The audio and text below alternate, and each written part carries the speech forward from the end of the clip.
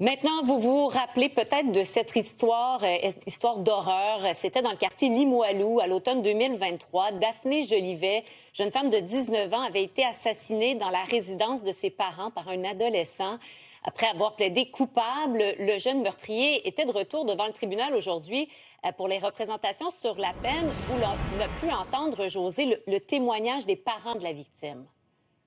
Oui, des parents encore bouleversés par cet horrible drame qui est survenu dans leur résidence où l'assassin, âgé de 16 ans à ce moment, était entré un peu par hasard dans le but premier, d'y commettre un vol. Et puis par la suite, il s'est emparé d'un couteau de cuisine et a asséné plusieurs coups à Daphné Jolivet, qui était au sous-sol de l'immeuble, en plus de la violer. C'est un drame qui s'est déroulé au sous-sol de la maison, comme je vous le disais. Les dormait au assassin qui a pris par la fuite par la suite avec le véhicule familial. Il a été rapidement retracé par les policiers à la suite d'une sortie de route.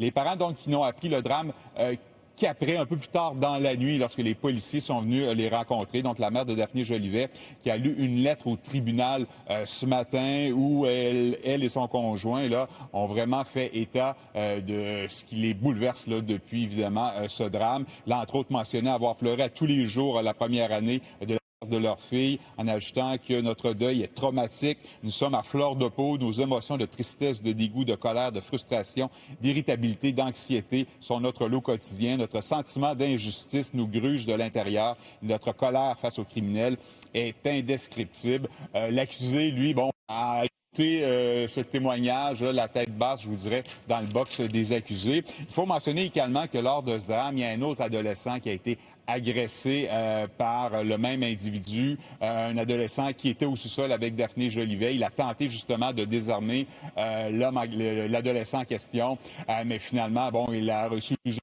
couteaux. Il s'en est sorti finalement vivant.